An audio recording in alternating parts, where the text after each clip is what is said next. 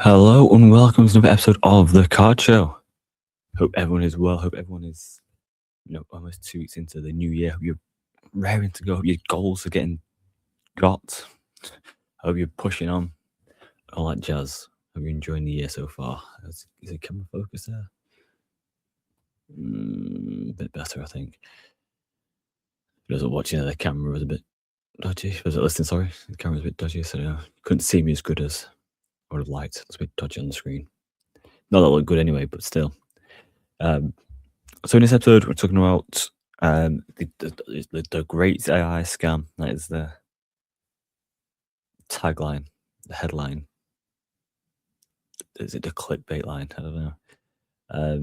Some of you may have seen these on socials. I've seen it for a few weeks now, maybe a month or so now, lying around with people like buying stuff and getting a refund by using AI to damage certain things. I've seen people do it with other products, whether that's like pizzas or food orders, and then put it on obviously delivery, Uber Eats, etc.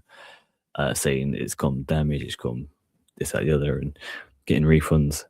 And now it's also in the card scene. It's people doing it on using eBay. I think the complaints I've seen are on eBay. They're buying the cards, getting it sent to, and then obviously reporting it as damaged and then getting a refund. So yeah, we'll talk about that. The recent spate of like accountability / honesty videos, kind of interesting. We'll touch on that. And then yeah, we also will hit back on what we talked about last episode on the sort of goals and does accountability itself, which is the irony of things, eh? But without further ado, let's get started. Let's go back to the great AI scam. So yeah, I'm sure people have seen this. Photos flying around on socials. I mean, the first one I saw was a couple of months ago. It was a Deliveroo thing. I think literally the next comment under it was, "Well done for giving up the game," So yeah, someone put a post of how they used AI to sort of show that their food had become damaged, ruined, etc., and got a refund. And obviously, someone said thanks for giving up the game, implying that they had obviously used that trick or, planned to use a trick, or knew someone to use a trick, etc., etc. Yeah, now it's in the card space. People are using it on eBay, and this is quite serious because, as a seller on these platforms, or it's even people use Vinted, I don't know, TikTok sort of return system, etc. It would be very interesting to see, does that put a bit of fear in people to sell? Because this is now the backlash. You're not safe, are you? You're going to be out of the card and out of the cash. For me, it's interesting. I've said before, sort of it's quite different how I do things. And I wonder if this now will force more people to sort of buy raw, grade a PSA, and have PSA sell it, because that stops that problem, right? I'm going to presume PSA and eBay have a sort of deal where the stuff gets sent properly, and it'd be interesting to see what happened, because once you've obviously had the card graded and sell it through them, you shouldn't really lose out on the money. So yeah, you should be kind of more safe. It's like having that extra safety net, although again you do lose another amount of cash. So kind of like, do you lose that percentage for safety, or do you go and risk it and hope that even if you just sell to reputable sellers, hoping that they win on bids or whatever, that they don't sort of resort to this because times are hard out there. So it's a very interesting topic. And does it force more people to sell at shows? It's more people to sort of want to sell at shows, take that hit of buying £100 tables, and just think, well, you spend £100 on a table and maybe 100 or 2 going down, staying over somewhere. Is that better knowing that I'm selling my cards and it's done, cash in my hand / transferred into my account? Or do I stick to eBay and don't waste a couple £100 on travel, accommodation, tables, and potentially have cards, refunded the next day? So I'm out card and the cash. Um, yeah, it's very interesting. I mean, I also am intrigued to see what happens with people that report it as damaged. Like if they then request to send it back, because what do they send back?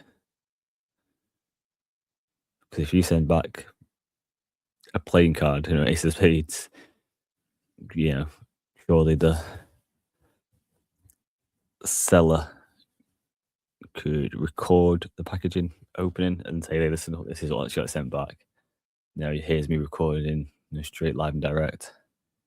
I definitely think it's going to have to be a massive accountability for eBay and the other platforms as well. I'm talking about eBay because that's predominantly the one that people are going to be selling on. It's one I use the most as well. But I think there's going to have to be a step up on their half. There has to be an AI sort of detector button, I suppose. They need to have an AI detector button, right? So they can process, and soon as someone puts a claim in, say this is damaged, they can have press the little AI detector button, and it says, no, this photo is AI. But yeah, it's very interesting. Let me know your thoughts. Like, does this put a worry in your mind now that you cannot sell confidently on these platforms because of fear of losing out on the card and the cash? There is a bit more of an in-depth write up on Third Down website. I'm going to say it's Third Down. I think it's just Third Down Trading. Is it just thirddowntrading.com? 1 second, I'll double check. Got to give you the full details, Anna.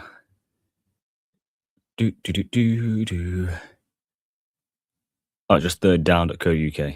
And on the little 3 lines in the top left corner, well, on mobile top left corner, and then go down to news articles, and they have a little article there on this whole thing. Seeing isn't believing, spotting AI damage scams on trading cards. And they give you a few little pointers there on what to look for, and was it all that jazz? But yeah, it's definitely a very interesting topic and something that we should have a bit of knowledge about and have a bit of awareness about, because if you're not aware of this and you start selling, all of a sudden you start getting this, the first protocol is, bloody, every again, or XYZ delivery company, you might just accept it. So, if you do read the article on Third Down, they do have a few little tidbits and things to look for in these pictures. Again, it kind of doesn't help you too much because eBay will obviously side with the buyer as a buyer protection sort of thing. So they have buyer protection, they pay a little bit extra, a percentage extra. They pay for the package for these scenarios. Again, we need eBay to step up in this scenario, and other platforms, like I said, to step up. I don't know how Whatnot would work, but yeah, it's definitely something that's not good, and it's definitely food for thought. Next up, the accountability videos, and this is quite interesting because on the New Year's plan I talked about some stuff, and then people setting goals, and if anyone wanted any sort of accountability message, and then I had a couple of people message. I thought I was going to get more than I had more people message me about other people's sort of honesty, woe is me accountability videos, quote unquote, for people listening, quote unquote. It's not my words. Than actual people tell me what they're doing for their goals, which is kind of upsetting, really, because it means people are still more focused on other people than they're focused on themselves. I've seen so far 2 of these sort of honest talks videos, both same thumbnail, 2 guys that are quite similar in not so much what they do in the hobby, but like characters, and they're good friends. It's the Sports Cards UK Dan and JJJ / that card Joe. I comment on both videos. I don't think they're sort of woe is me. I get where people come from. This, it's that old adage, right? People have it bad, and someone always goes, "Oh well, there's people in the streets in starving, so you're not got that bad." They're not saying it. Oh, I've got it so bad. I mean, Dan that's just said, I was doing my thing and it just sort of ground down a little bit. And then Joe, as a friend, said to me straight, "Is selling cards for you?" And Dan was like, "Yeah, maybe it's not. Maybe I just prefer collecting the cards and telling the story, showcasing cards and the story of cards and the passion behind cards more than I do going to shows, having a table, being stuck behind a table, you know, trying to negotiate deals and this, that, the other." Um, and then Joe's video was, he was saying about how he's had the transition of his full time career to sort of stop that March last year and then do this full time. And then not only running this business full time, I'm worried about the overheads and keeping sort of not only his business afloat, but keeping his life afloat, make sure he can still pay the bills and then push content to a new level. It just sort of ground him down a little bit. And then a sort of negativity and hobby happening last year, around sort of loaded boxes and backdoor deals and sort of nonsense. And he just sort of said it got me down as a person and it just made my hobby I love a little less shiny of a place to be. And then that just kind of dimmed my light because it's not only my hobby that I'm in just now and then, it's my job as well. So in the sort of dimness a little bit more, and it just sort of ground me down a little bit. Um, I think both of them got big years. I said it in the comments. I think both of them have created some content. I think they were honest. I don't think they just did it for content's sake. I don't think they've come on and like, woe is me that some people I don't even really believe people that took it that way. I just think they just like the sort of, I don't wanna say stigma, but, like the whole argumentative side of things. And obviously, I'm someone that sort of shoots from the hip and tells it how it is. Um, I don't know if people thought I was all of a sudden going to be like, yeah, you know, what are these guys doing? Woe is me and these people that have come in a hobby and got involved in breaks and lost thousands of pounds. And Dan's complained about overpaying at one show for a few cards. He's just telling his story. He's not asking you to donate to a GoFundMe to help recuperate the funds. This it's relaxed. It's not that deep. He's obviously come to an end of the year and things are changing for him and he's showcased that and he's telling you what he's looking to do going forward. Um, I just I don't get the hate sometimes. But again, people are more focused on other people than they focus on themselves. And this is unfortunately what happens. And it's interesting because these people now probably think I'm having a dig at them and obviously listen to the show. But, it's nothing too dissimilar what I've said anyway in messages to these people, It's they have they're okay to do this sort of thing. They're okay to showcase what they want to showcase and say what they want to say and not harm anyone. They're just saying their sort of true sort of thing. You don't have to love it, like it. You don't have to comment on it. Just move on. Focus on you. Because that negativity ain't getting you anywhere. It just isn't. But yeah, it is. It's interesting. It's interesting. Do you think that these people, create this content just for you to talk about it in this way? Or do you think that's the whole point? Or it wasn't real content, they just wanted the people to talk and all publicity is good publicity, as they say? That's up to you guys. For me, I know these guys quite well. I know Dan better than I know Joe. I still know them both quite well. And I'd tell you from, a hand on heart scenario that I generally think they just ended the video and they're like, hey, let's talk from the heart sort of thing. This is where they are with the hobby. This is how it's been for us. Yes, it's a good idea for content, but yeah, I do think that's how they felt and how they feel. There it is. It is what it is. I've like I said in the last podcast, innit, that sort of things. And it sort of puts on record, puts on camera. I'm lucky that I have this show and this podcast every week where I can then talk about things that are relevant, talk about things that are irrelevant, talk about everything, and I can sort of vent and respond to stuff. That sometimes it's like, I I've not done a Q&A for a while. There's not been that many questions really, or that many things that have been similar. Where I thought, I'll address them in one big pod. It's just sort of simple questions I can just answer that aren't too dissimilar to other ones. and Dan and Joe don't really have a podcast weekly, but if they started just coming on and also just saying this sort of stuff on their own sort of socials, would it have gone down as well? I don't know. I don't know. People might start thinking of being negative too much. I don't know. I think it was. I think personally, it was good timing. It was right at New Year. Say these sort of things, and fair play to him. That's what I did at the beginning of the year. Um, and I'll touch on that after this little segment here about sort of stuff like that. But yeah, it's interesting. This whole, you know, quote unquote honest truths and and the accountability and the goals. Well, like I said, you don't have to watch the video, you don't have to like it, you don't have to comment on it. It's not that deep. Really, it's not going to affect you too much. Focus on you. A good quote I always use is winners, focus on winning and losers focus on winners. You know? Um, so, yeah. Do-do-do-do. And last real segment, and then I'll touch a little bit on other stuff. So is the goals, and I touched on it last week. And I did think I was hoping more than anything that more people would message about, hey, I just want to let you know that's what I'm doing. It'd be cool to have that accountability where you could, I can message you can message me, and da da da. I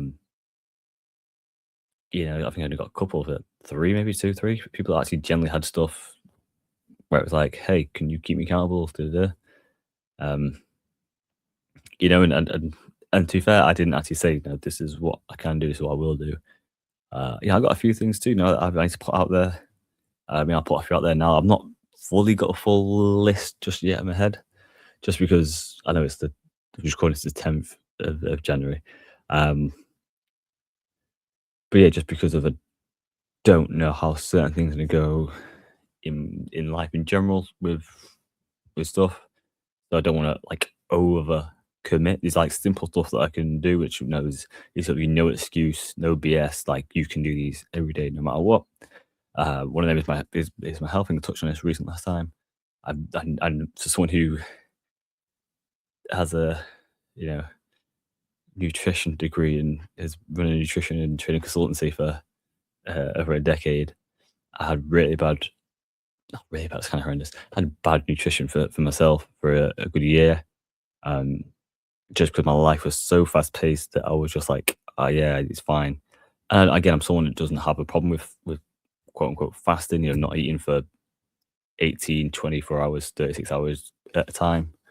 And then, I wouldn't gorge on food, but I'd have other days where I'd consistently eat 3, 4 meals, 5 meals with, 3 snacks in the day sort of thing. I've had, breakfast, I'll have a little brunchy thing if, just if you happen to meet someone for a bit of an early lunch, and then you go back and you have lunch there, then all of a sudden you 1 o'clock, you have 3 meals, 2 coffees, 4 biscuits, a cake here. You think, Jesus, and then dinner and dessert, there's a bit of a pudding, a bit of a supper.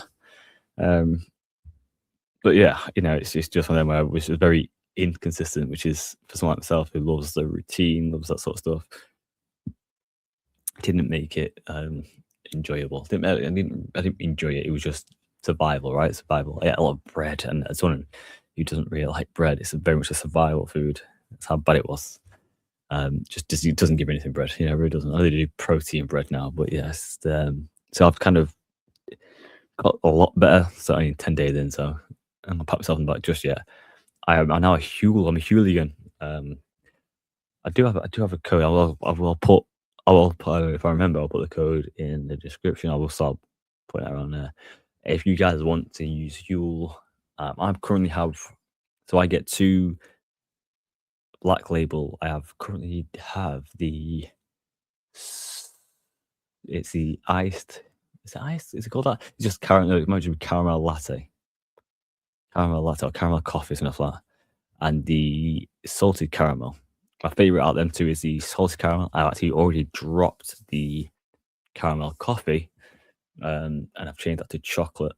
Can't go wrong with chocolate. Well, I'm hoping you can't go wrong with chocolate. I'm try that. Just because I get them every 2 months, 2 bags every 2 months. Figured one should last a month. I do one every day, Monday to Friday. It's usually my lunchtime one is where I usually struggle, like getting to the grind of the day, especially because I'm obviously that's going to stop soon. But I'll see I watch a lot of American sports. I'll see American college football about to come to an end. American football about to come to an end, but basketball's on quite late, so I sort of have really weird sleep patterns times. Um, so yeah, it's just one of them ones where I can sort of struggle. Breakfast sometimes, well, I can just not have breakfast. So sometimes I can, as I said, in a day, I could not eat from 8, 7, 8 p.m. till sometimes the next day, 7, 8 p.m. Then I have one meal a day at 7, 8 p.m. Other days, I said I can have 4 or 5 meals before, before 4 o'clock, 5 o'clock. So it's just one of them. I just got to get that cycle a bit better. Fuel has helped massively in his first full week of doing it. To be fair, because I didn't start straight away. But yeah, I have the 2 bags, and I also have the Super Greens watermelon flavor. You don't really need both of them together. The black edition does have enough of the green stuff in there, but days like weekends where I won't be taking the Huel, having the green boost, it's not going to harm anything. So I thought I'd take them, see what they like, and I never knew which one I was going to like. I didn't know if I was going to like one more than the other. But the watermelon ones are very easy to drink, quick and easy. Had one today, which was nice and easy. They're both quite easy to make, to be fair. It's 500 ml water and then 2 scoops of the black edition, and then shake it. It's all quite easy. And then there's the greens, 250 to 300, depending on how like watery you like it. And again, 10 seconds of shaking. Done. But yeah, big fan so far. Would definitely recommend for people who need that good nutrition. I go. I mean, it's not it's not like a protein shake. It's not just, I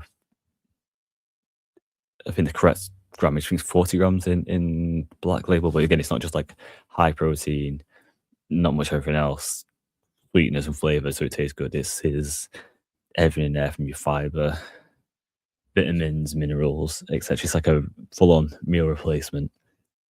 400 calories, I believe, so not overly massive. Again, some of these shakes, especially weight gaining shakes, can be 1,500 calories in the hour nowadays.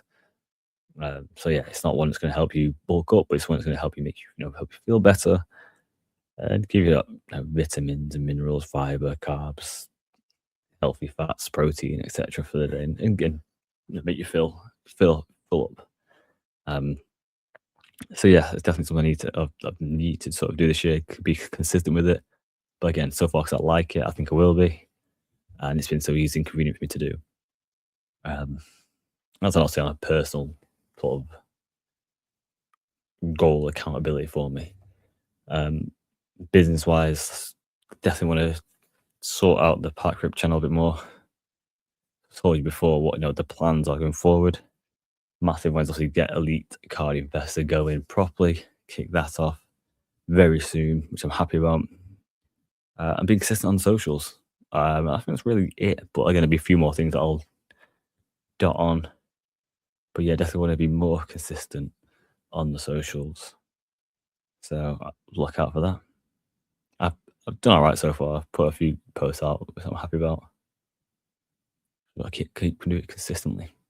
It is a big thing. But yeah, I hope everyone is doing well, and I hope thank you for listening as always.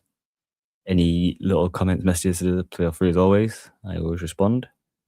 And again, if I do get ones that are similar, I respond, but I also do a little video because I think, hey, before people have asked this now, let's do a video. So it's there on video for people to see if other people have that question. But yeah, I don't think there's anything else really what to talk about. There's people getting into stickers a little bit more because of the stickers, which is a lot of content about stickers coming out. I think Fanatics this one today in London. Manchester Fanatics are now gone.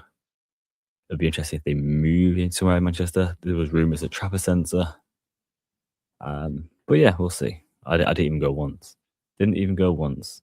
So I'm not bothered. A few weeks till shows, I believe. I've not got anything lined up. till end of the month, which is MCC. And then it's kind of like, I won't say thick and fast, but it kind of like it's a nice steady build up to something, right? With Manchester, London, Yorkshire, and that sort of stuff. So gutted that it's not another charity football match. But yeah, maybe that's something I should put on my thing, like organize a charity something something, charity football match, charity go karting at Sandown, charity this, be cool. But yeah, maybe not. Other things to do. But take care, and until next time, peace.